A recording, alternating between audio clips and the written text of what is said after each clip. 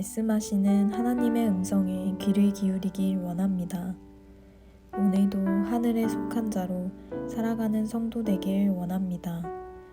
다 함께 사도신경으로 우리의 신앙을 고백하겠습니다.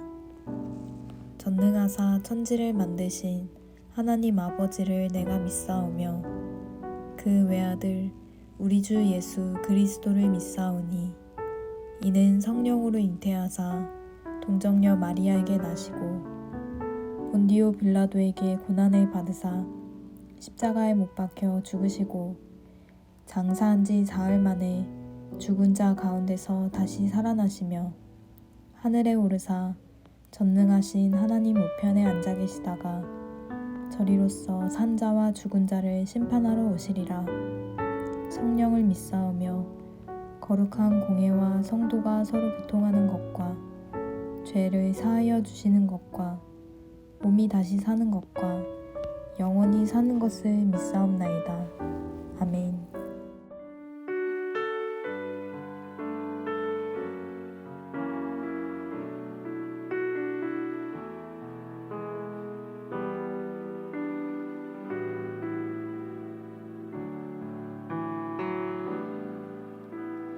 그는 나의 주 아버지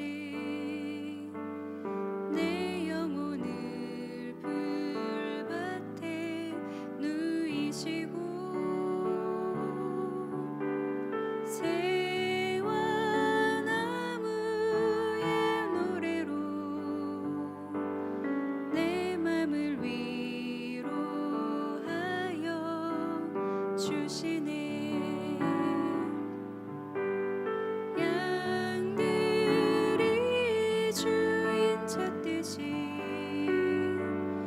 오직 한 문목자인 내 주님을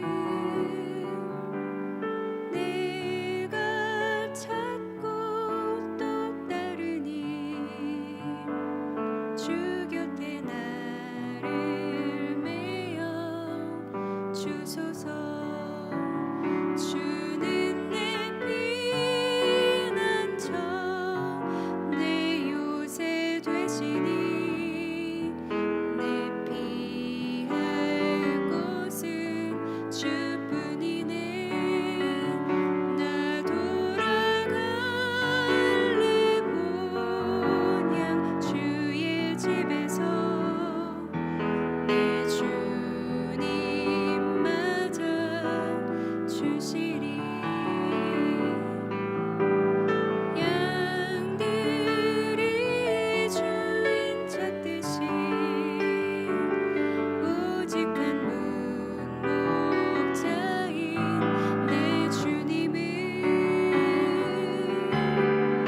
내가 찾고 또 따르니 주 곁에 나를 메어 주소서. 주는 내 피난처 내 요새 되시니 내 피할 곳은 주뿐이네. 나 돌아갈래 본향 주의 집에서 내 주님 맞아 주시리.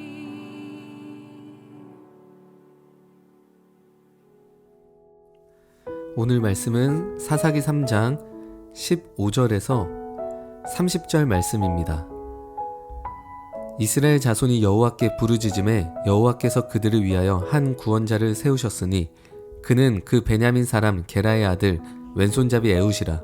이스라엘 자손이 그를 통하여 모압 왕 에글론에게 곡물을 바칠 때에 에훗이 길이가 한 규빗 되는 좌우의 날선 칼을 만들어 그의 오른쪽 허벅지 옷 속에 차고 곡물을 모압 왕 에글론에게 바쳤는데 에글론은 매우 비둔한 자였더라. 에훗이 곡물 바치기를 마친 후에 곡물을 메고 온 자들을 보내고 자기는 길갈 근처 돌 뜨는 곳에서부터 돌아와서 이르되 왕이여 내가 은밀한 일을 왕에게 아뢰려 하나이다 하니 왕이 명령하여 조용히 하라 하매 모셔선 자들이 다 물러간지라. 에훗이 그에게로 들어가니 왕은 서늘한 다락방에 홀로 앉아있는 중이라.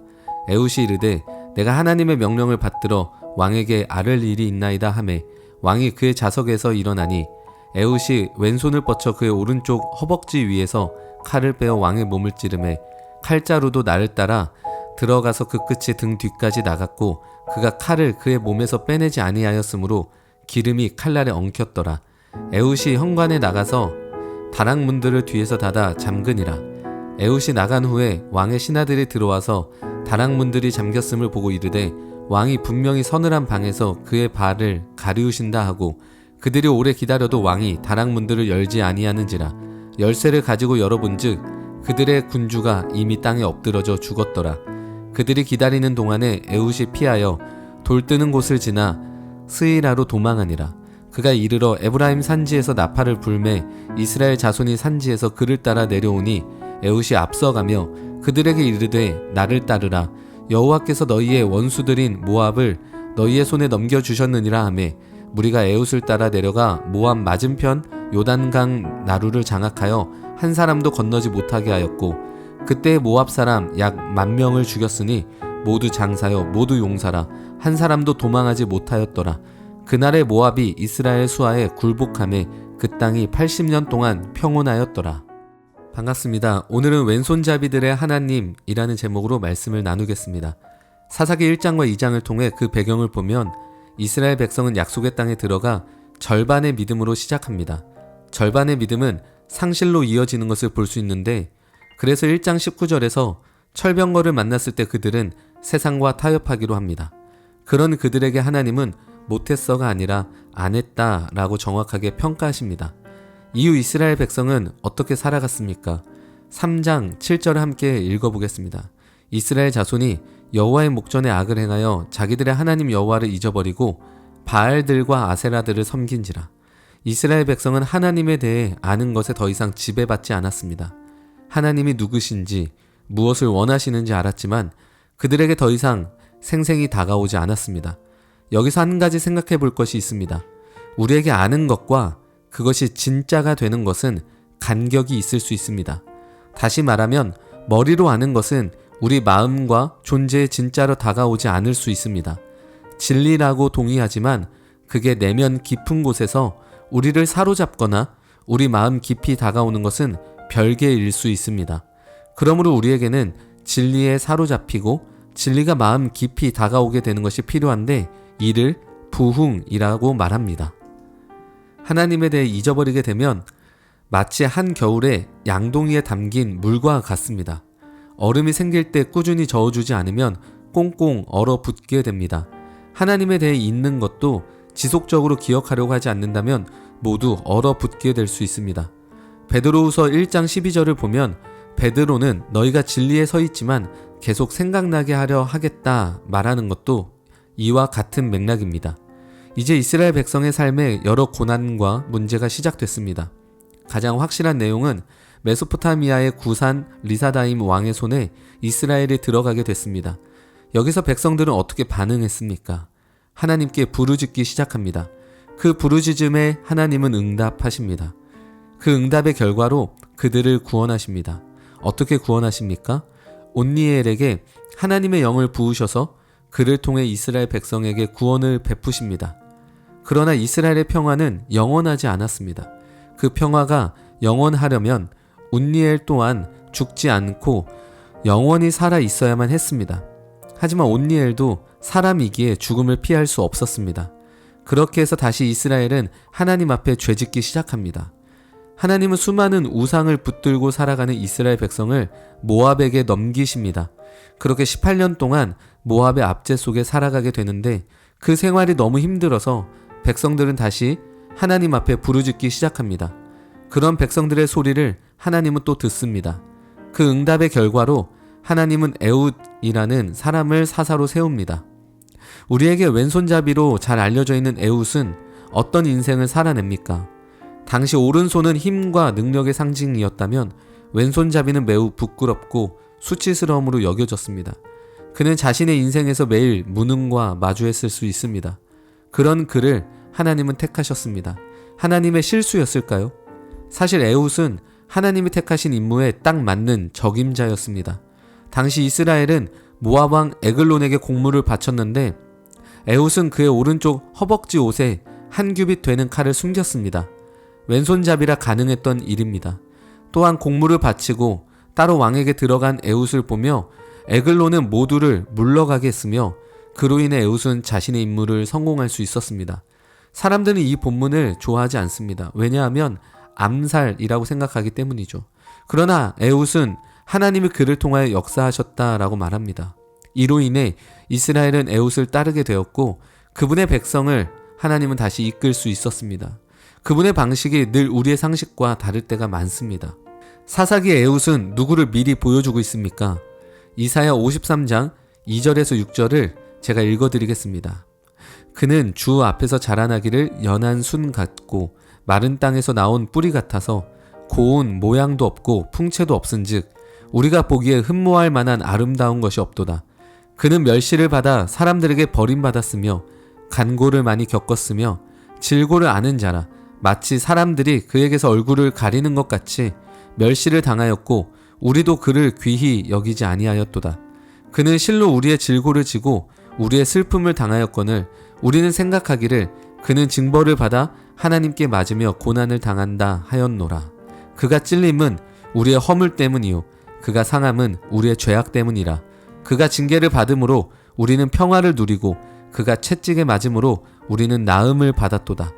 우리는 다 양 같아서 그를 행하여 각기 제 길로 갔거늘 여호와께서는 우리 모두의 죄악을 그에게 담당시키셨도다. 에훗은 싸움을 통해 이스라엘 백성을 구원했지만 예수님은 처절한 패배를 통해 우리를 구원하셨습니다. 그러니까 예수님은 사실 최고의 왼손잡이 구원자이십니다.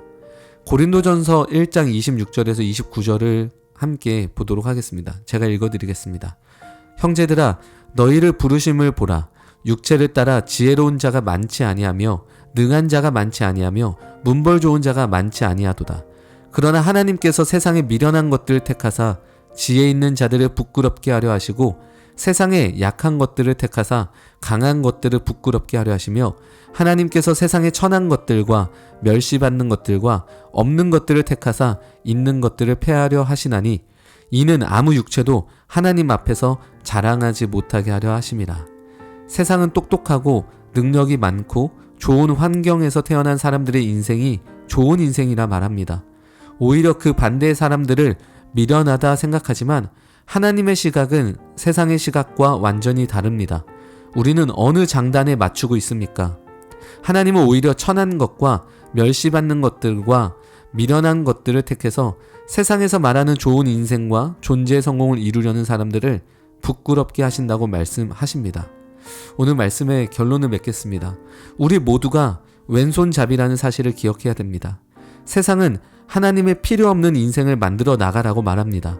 그래서 스스로 왼손잡이인 것을 숨기고 오른손잡이가 되라고 말합니다. 그러나 어떤 노력과 성취를 통해 우리의 인생이 구원받고 좋아지고 존재의 완성을 이루는 것이 아닙니다. 세상은 우리에게 계속 포장을 하도록 말하지만 하나님은 우리의 있는 그대로를 사랑하시고 우리 자체를 받아주십니다. 또한 그런 자들 통해 하나님은 우리 인생에 일하실 것을 믿고 나아갈 수 있는 그런 하루가 되실 수 있기를 이 시간에 축복합니다. 제가 기도하겠습니다. 하나님, 우리가 다른 것에 장단을 맞추며 살지 않게 하시고 오직 하나님을 바라보고 하나님께 뿌리를 두며 살아내는 우리의 존재와 인생이 되게 인도하여 주옵소서. 우리의 연약함 속에서도 하나님의 그 강함을 보게 하시고 우리의 그 어떠한 순간들도 하나님을 끊어낼 수 없음을 보게 하여 주옵소서. 하나님의 그 높고 위대하심이 우리 인생 가운데 보여지게 하시고 그것에 따라 우리 앞에 펼쳐진 현실들을 온전히 걸어가는 우리의 인생 되게 인도하여 주옵소서. 이 모든 말씀 우리 주 예수 그리스도의 이름으로 기도합니다. 아멘.